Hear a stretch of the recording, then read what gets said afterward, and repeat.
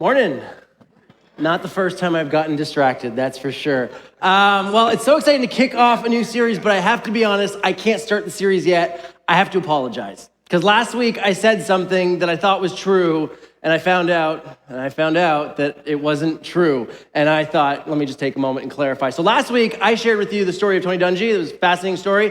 And I said he holds the record 10 consecutive times taking a team to the Super Bowl. And I was informed that that actually was true only until 2018, because in 2019, Bill Belichick broke the record by bringing the New England Patriots 11 times. So, sorry. To all the sports fans, to all the Patriots fans, I'm so sorry to have offended you. And really, I don't want to take all the blame, though, because really, it's the youth pastor's fault. You see, because I don't know anything about sports. I mean, I could never sit still and watch a whole game. It goes on forever. I mean, I need to move. And so that's why we have rehearsal. And you know, Mike Tabbitt, who's our youth pastor, he's like our resident sports expert. He was the one that at rehearsal last week was like, Mark, it's not called a touchdown line. It's an end zone. I was like, thanks, bro. I'll make a note of that. But he didn't catch this part. And so I told him this week, I'm like, Mike, I'm really disappointed in you, bro. He's like, oh, that's right. Bill Belichick. Yeah, okay. Anyway, so please, New England Patriots fans, accept my apology. Thanks. All right, now we jump off a new series. It's called What Difference Does It Make? And I'm so excited. Today is the intro. Today's where we start off, and I just basically make a case for why this is such an important conversation that we need to have as a church right now. My pastor used to always say growing up, why this series and why now? And today I want to answer that question for you today, and hopefully that leads to actually many more people in joining us on this journey and understanding why it's so important. So today's my attempt to answer that question. But that means today we're not doing the digging into scripture that often we do and breaking it down. You're not going to have learned any new Greek words. You may not take many notes today. There aren't even any slides today. But I promise you we're going on a journey today, and I think it's going to be helpful for so many of you today. Let me start by telling you about a phone call I made 2 years ago. As the pandemic was going on in the beginning, we still had church online, but literally what we would do is we would like drop tech equipment off at someone's house. They'd sanitize it, set up a thing, and we'd FaceTime like, do I look good? Okay, yeah. Okay, go ahead and film it. Our phone battery would die. It was a nightmare, right? And so finally we got the good news. 10 people can be in the building for churches and other production stuff. And so 10 people, including band members, tech team, preachers, we were allowed 10 people. And so we were just so excited because most people who you see on stage have no technical abilities whatsoever, right? So we were glad that someone else was going to press the play button. And so, okay, I'll just speak for myself. I have no technical abilities. So anyways, we were in that stage of just making phone calls, checking in, wanting to make sure people felt safe and, no pressure at all to be part of that team that comes back. And so just calling people, checking where they're at. And I called one person. I said, hey, how's it going? And just kind of catching up. And they said, I got to be honest, Mark. When the pandemic hit in March, I just kind of checked out of church. And I didn't really watch online. I haven't really engaged at all. And they're like, and I gotta be honest, I thought I would miss it a lot, but I haven't missed it at all. And I mean, I was just so grateful for the honesty, but it also just signified something else to me. Not a unique story and not a unique story to faith.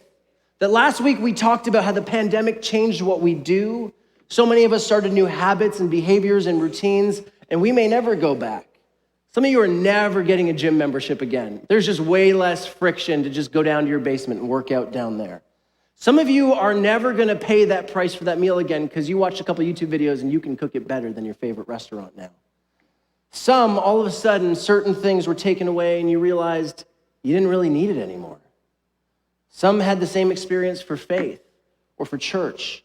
Some, like my phone call, realized sleeping in is far more enticing on a Sunday morning. And others had the opposite experience. Maybe you were loosely connected to faith and the pandemic showed you how important your faith was and how you really felt like you were missing something by not being able to gather with other Jesus followers. Others, as I mentioned last week, had time to sit with their thoughts, began to question their purpose and meaning in life. Some of you fast forwarded to your midlife crisis at the ripe old age of 24. My purpose today is not to talk about your new workout routine or whether you eat in or out more often. But a question I've heard countless times over the last few years, a question that many have asked for the first time, is you took a good long look at your faith, you asked this question: what difference does it make?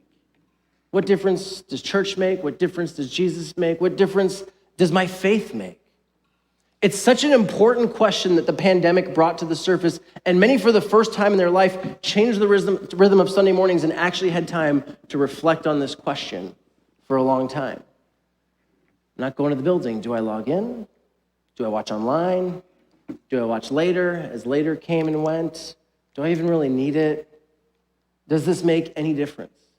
And those are genuine questions. And then it happened. You might say the floodgates opened. You might say it was nothing new, because really none of it was new. But this unique cross-section of what was happening in the world, with the technology to capture it on video and social media to spread it, and the changing pace of people's lives where they were far more attentive in this moment, which meant the fast-paced news cycle slowed to a crawl. And what would have maybe in the past lasted an hour or a day on the news lasted in some instances for months. The murder of George Floyd, the discovery of unmarked indigenous graves, the January 6th riot, the fight over mandates and government control, the continuation of the Me Too movement, the birth of the Church Too movement, breaking of multiple celebrity scandals, including some of the most influential pastors across the globe. All of a sudden, not only were all these topics on display, but social media made it so that we now knew the inner thoughts of so many of the people that we loved and trusted. And many of us realized that the very people that we had felt safe around no longer felt safe as we saw some of their thoughts posted online, in comment sections. As we tracked their likes, we realized we were on totally different pages. And some could say that the same can be true of church's response. Some churches took time to address some of these challenges. Some seemed to do the equivalent of putting their head in the sand. And some took sides and positions that shocked many of us. Some churches and pastors seemed to take the position of the opposition party. As the hurts and pain and trauma continued to get revealed, their response felt far less Christ-like and far more like a well-paid PR firm hired to distract from all the mess. Some saw church leaders double down and refuse to listen. People who had taught on humility and loving those who are not like us and listening before speaking seemed to not know how to take their own advice. You could not unsee what you saw.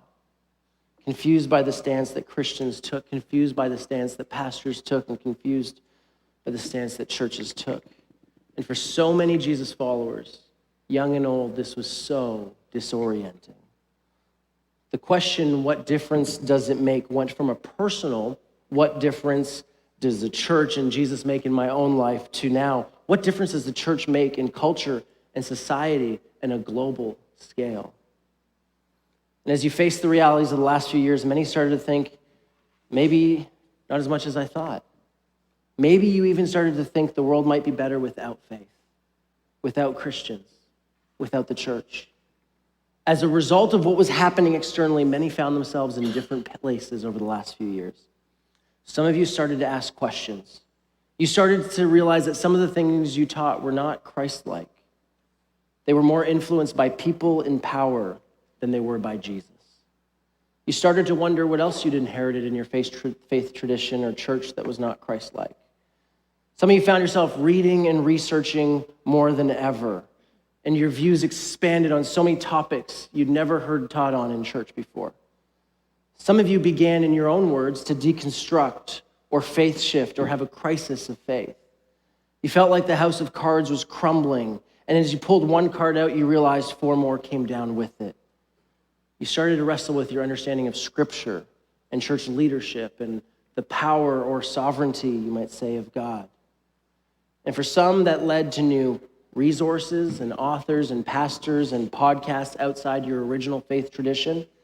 And some of you look back on that journey and you see a richer, deeper faith emerging. And others feel like the foundation of their faith has been rocked and you're completely unsure of what you believe. For some, the events of the last few years, especially regarding prejudice, racism, abuse, or even toxic theology, brought to the surface for so many people your past or present trauma. For some, it was the first time you had the space to process it. Some of you decided to talk openly about it. And in that, you found safe people, safe pastors, allies, and programs and therapists to journey with you and it began a journey of healing. I can't tell you the number of times throughout the pandemic I got emails asking for suggestions for therapists. And yet some didn't experience compassion or healing at all. Some of you opened up for the first time and were met with platitudes or worse, anger that you would even speak up. Some of you were told not to share your story for fear of ruining the reputation of the person or organization or church that was implicated in your truth. If you don't believe me, read the comment section on any post that exposes clergy abuse.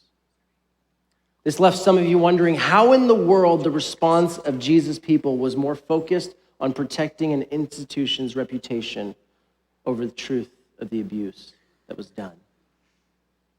For some of you, the hits kept coming. It was all the examples I've given, except it wasn't one or two. It was like all of them, all at once. All of them were part of your story. All of them were traumas that were being brought up. And you reached this point where you just felt like you were a 1990s computer that had one too many windows open and everything was just like frozen. You couldn't handle it. You're just like Control Alt Delete, Control Alt Delete, Control Alt Delete. Like, how do I stop this? And for some, that meant leaving the church. Not as a single signal of a loss of your faith, but genuinely felt like a move of self-protection at the time. Some of you stopped going to the building. Online felt safer. The building felt too triggering for what it represented. Some of you maybe have been considering leaving.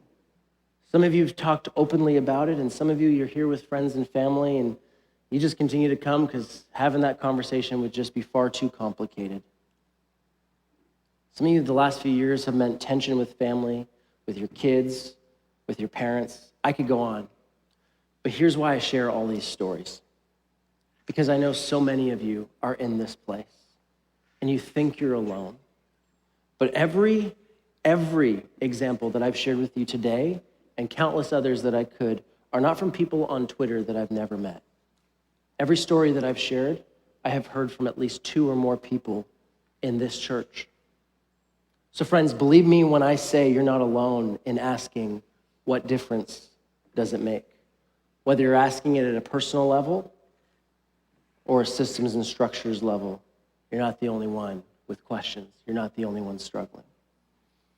I think the thing that's grieved my heart the most is that for so many people, the church, and I mean the church global, not necessarily this one, but we're implicated in this, the church has been an unsafe place to unpack, process, and wrestle with all of this.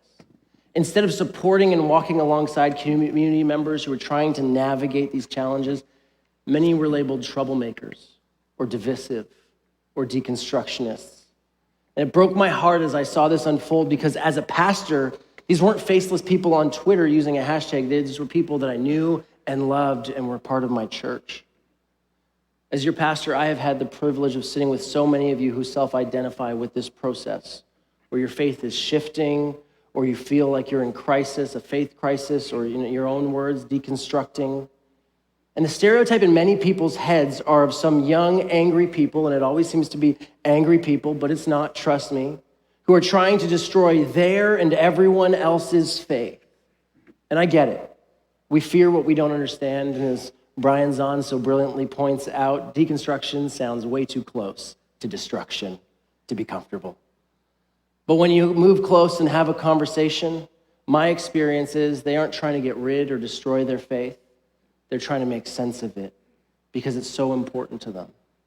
That's been my experience. When I ask people what they mean when they say they're in a crisis of faith or faith shift or deconstructing their faith, the majority I talk to still hold their faith and are using the word to describe the journey of trying to make sense of all the examples I started off the message with. Here's the best example I can give for anyone trying to understand this crisis of faith. If you're looking in from the outside, if you're like, Mark, that's not me, I'm not there, I feel great right now. Here's the best way I can try to understand it. My wife is allergic to gluten and dairy. She really didn't discover the allergy until she married me because she's South Asian and most of the South Asian diet is rice-based, even the flour is rice-based or chickpea flour. So, and then she marries the sandwich eater, right? And all of a sudden she's like, I don't feel good. I feel bloated. I don't, right? And eventually, we checked it out, and sure enough, she's allergic to gluten and lactose. And so life just became way more complicated. If you have allergies, you know that, right? And restaurants became more complicated, but at least you can kind of sit down and talk with the server, and they can be like, let me go get the dietary sheet and send a manager over. But and you'll know this, if you have an allergy, you know where the hardest place to explain your allergy is? The drive-through. Oh. It's like, I can't even get my coffee order right. It's like, wait, did you say, no, not that, right? Like, it's like, imagine trying to have a conversation. Hey, do you know if that has gluten in it, right? It's just like, it never goes well, right? And so there's always surprises, right? It's like, oh yeah, there's just nothing on it, just some vegetables, some onions. And it's like, oh, you open the sandwich, it's like the onions are battered and deep fried, right? Or it's like, there's croutons on a salad that isn't Caesar. Like, that's just a crime.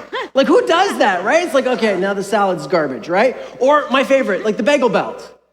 Bacon, eggs, lettuce, tomato. Why is there cheese on it? The number of times I've had to try and surgically remove cheese from my wife's sandwich is wild, right? I guess it would be a bagel belch then, right? But you get the point. So eventually she just came to the conclusion that, they won't get it. They don't understand the amount of pain that's on the line, and they won't solve her problem for her. And so finally she came up with a solution. I remember being in the car the day she did it. She said, can I just have a breakfast sandwich? And can I have the whole thing deconstructed? And they're like, what? She's like, just wrap everything individually. And so we got this bag. I just got my normal sandwich, right? And then she had hers, and she opens up one. She's like, oh, processed cheese, you can have that. Bread, you can have that, double-decker sandwich. It's awesome. She's like, oh, there's some sausage, and there's an egg. Perfect, breakfast, done. She took it all apart, not because she didn't want the sandwich or value the sandwich. She desperately wanted to eat something good and to benefit from the nutrients while making sure to spot the dangers. You might say the unexpected imposters of gluten and dairy. When I talk to people who are having, as they would self-identify, a crisis of faith or a faith shift or are, in their own words, deconstructing, the first thing I discover is they had a moment of pain. Not stomach pain, I mean emotional pain, or spiritual abuse, or toxic theology that harmed them or their family, sometimes for decades. And all of a sudden they had this realization, something in their faith tradition, in the leadership structure or in the theology of this or that church, something in the water, you might say, was harmful. And so they began to ask questions, to push back, to disagree, to truly try and get to the bottom and see where this harmful thing was coming from. And yet very quickly when I chat with people, many of them realized that questions weren't always welcome. And if they were, the answers were pat and unsatisfying. Many people around them didn't get them because that wasn't their experience or pain. So they didn't feel safe to talk about it. But they couldn't unsee what they saw and the damage it was doing. And so many of you kept digging, asking questions, wrestling, trying to make sense of what was causing the pain. And everyone I talked to, they didn't ask for this journey. As Brian Zahn brilliantly said, describing many people who fall in this category, he says, nobody wakes up wanting a crisis of faith. He says, so getting mad at someone for having a crisis of faith or deconstructing is like getting mad at people who lived in the Middle Ages for catching the plague. As I continue to talk to people struggling in the last few years, the thing I've discovered is they're hungry for a meaningful and healthy faith expression. They're trying to look at all the pieces and find what's good and beautiful and salvageable while also identify the things imposed on our faith, the things added by humans, the things that are causing harm and pain. I'm not saying this is everyone's experience, but that's my experience, the people who self-identify in these categories. So for those of you in this category or that category, I get it. I know your heart. I know it stems from a simple question. What difference does this make? And here's the thing I wish every Christian knew, and for sure I want everyone in my church to know. Church history has a rich tradition of being a community that wrestles and evaluates and questions and reforms together. There are many accounts of Christians who wrestle with this question. You go back to the church fathers, and we have their letters going back and forth, writing back and forth from cities, and they debate and they wrestle and they question and they disagree. I read Augustine to you in our series on the different views of hell, and he's writing to those who had a different view. He doesn't say you've lost your way and you're confused and you're trying to destroy our faith. He says, I can see you guys are the milder brethren, right, with that perspective. Before that, in the Old Testament, the Jewish scriptures, you might say, the rabbis have a rich history of wrestling and debating and arguing over the meaning of Scripture, constantly wanting to get it right and constantly wanting to get better. They would describe Scripture like a gem that you're meant to turn and look at from different angles to see the beauty of it and wrestle with it and discuss in community. Then Jesus comes along and adds to that tradition, speaking often in parables, stories that are meant to be looked at like a gem, and you would have discovered that if you looked at the book of Luke with us, to get you to think and wrestle. Sometimes they didn't even have an explicit conclusion. Jesus would leave people wrestling. At times, Jesus wouldn't even answer their questions, seeming to prefer the struggle and the wrestle on their own. Jesus often takes a passage of Scripture and says, yes, you've heard it said, but I tell you. Can you imagine dinner that night, recapping your day?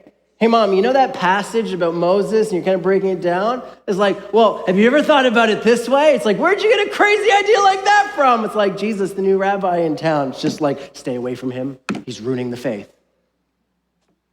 Other times, Jesus calls out religious leaders for their abuses. He calls them whitewashed tombs. He says, your graves that are trying to make it look like you have some life. You're hypocrites. You're people who stack the deck and make the rules for your own good. Just imagine the pushback if that was today. Jesus, what are you doing? You're killing the credibility with people outside the church. What are they going to think about the faith? I just imagine Jesus being like, me? I'm the one killing the credibility, not the religious leaders full of corruption. You can say Jesus upset the apple cart. Some of the things Jesus did would be labeled divisive today, I'm sure. Then there's church history. As Protestants, we have the Protestant Reformation led by Martin Luther, a monk who started to question and wrestle. Looking at the institution of the church and what it had become, he embodied the spirit of the question, what difference does it make? He began to push back and call out and eventually nailed the 95 Theses to the door of the church, calling out issues and corruption within the church. We see him as a hero today, but back then, a troublemaker, divisive, a heretic. He received the fate of a heretic and was burned at the stake. That's our spiritual lineage. To question power and authority, take it to task and hold it to account, to remove the harm and rescue the good, to see what is salvageable, what is of Jesus. So here's the question. If Jewish tradition and Jesus' actions in Christian history and even our own Protestant tradition model a space of wrestling and questioning and evaluating, why is so much of that behavior frowned upon today? It's a great question. For the sake of time, let me give you what I'm an expert at, which is oversimplified history, okay? Remember the Enlightenment? Don't worry, none of you were born back then, so if you don't remember, it's okay. It was a philosophical movement of the 18th century with a growing emphasis on rationalism and science. And it was a rejection of traditional social, religious, and political ideas. Basically, in a sense, we don't need God and faith to explain the world. We have science.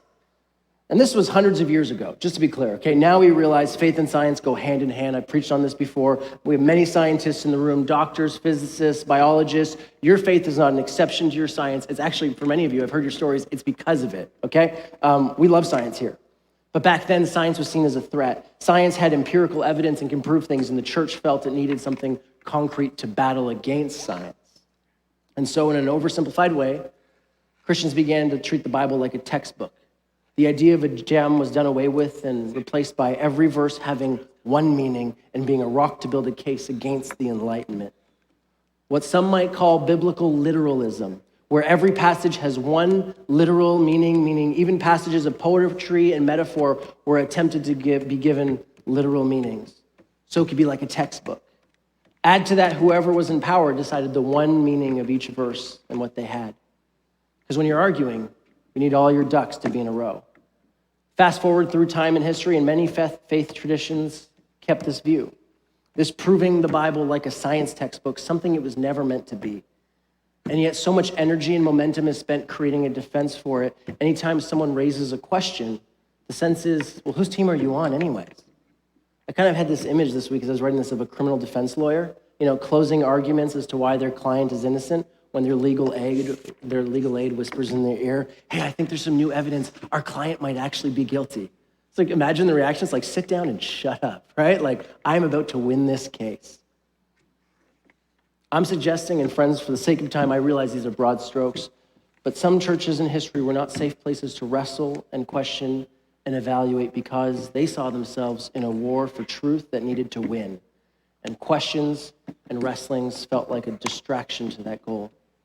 For many years, people popped their head up when they had a question. Are we sure? Is it possible this doctrine is causing more pain than good? Any chance that we can talk about this? Is this really making a difference?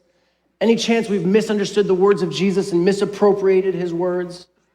And often that was seen and described as divisive and ignored or even rolled over. And then the pandemic came. And it wasn't just one or two at a time popping their head up with a question. It was entire groups of people. And all of a sudden they realized they weren't alone in their questions. And if the pastors weren't going to talk about it and wrestle with them, there were many others who would. I'm suggesting what has happened over the last few years is a gift. I'm not saying that atrocities we've witnessed are a gift. Evil's real. But I believe in a God who redeems everything for good. And I see the last few years, all the questions and wrestlings and times that people have asked in different ways, what difference does it make, as a beautiful thing, as a gift to the church? A breaking open of doors that have been nailed shut, a returning to our roots where we welcome questions and wrestlings and genuine sharing of pain and trauma so we can be a community that continually gets better. A safe place for the hurting and wounded to share their stories, for our hearts to grieve and ask, is there something to this? Is there a course correction needed? Have we misapplied the words of Jesus? I get hope for a community that rallies around questions and wrestlings and those who see it differently. A church where it's safe to share your story, your experience, your pain, trauma. To be a place that never thinks that your story needs to be kept silent to protect the institution. As more and more court filings and transcripts get released, we see over and over that silence for the protection of the institution is a tool of the abuser, straight from the pit of hell, and we dare not partner with it. Instead, we be a place that speaks truth, a space for questions and wrestling and healing. So as we get ready to move towards communion in a few minutes, I'm going to call our youth back, but there's two things I want you to know as we get ready to close. If you've been asking questions, if you've been wrestling genuinely with the question, what difference does it make? If you've been talking with your adult children or your teenagers and they've been wrestling with what difference does it make, I just want them and I want you to know that you are not alone and that you're welcome here. I think you'll find many fellow travelers on the road here. And I'm just so delighted and I feel honored that you would be here, whether online or actually in the room. And secondly, and you don't have to believe me, but I want to share with you that I think there's an answer to the question, what difference does it make? I believe Jesus makes all the difference in the world. And while I'm angered and saddened and furious, honestly, over some of the things said and done under the guise of Jesus, I'm still convinced there's beauty in the ashes. Something good and beautiful and salvageable in our faith. I personally still rely on the presence of God in my life, leading, guiding, teaching, and comforting me daily. I'm still enamored by a God who would write himself into human history and live among us, not as a king or ruler, but a servant of the most vulnerable. I still think the Sermon on the Mount is game-changing. I'm not ready to do away with the Beatitudes or the image of a God who loves as radically as the Father in the prodigal son story that Jesus shared, or the invitation to love our enemies, or the model of Jesus who dies for them. I'm still enamored by being invited to be a co-creator alongside God for the restoration of the world, for healing and wholeness, for neighbors and friends, but also for communities, cities, and countries around the globe. I'm still convinced of the power of gathering together as Jesus followers and the life-changing power of that community when we use our gifts in the way they were designed. I'm still convinced the only way forward in our polarized world is an overflow of a deep, personal love relationship with Jesus Christ that leads to an other-focused, sacrificial, wide embrace of people who are nothing like us. So friends, in the next 5 weeks, I'm going to share 5 things that we as a church believe make all the difference in the world. Presence, becoming, restoration, oasis, and deep faith, wide embrace. Beauty in the ashes. And friends, you don't have to believe me, but I invite you on the journey. And you can at every turn ask, what difference does this make? And I'm convinced all the difference in the world. But friends, you can suspend judgment and come along for the journey. So whether you're surer than ever in your faith, barely hanging on, or you just walked out the door, I'd love the opportunity to lay out some of the things that I think are irresistible about Jesus and the Christian faith over the next 5 weeks. So today as we close, I want to invite Robin to lead us in the meal of communion.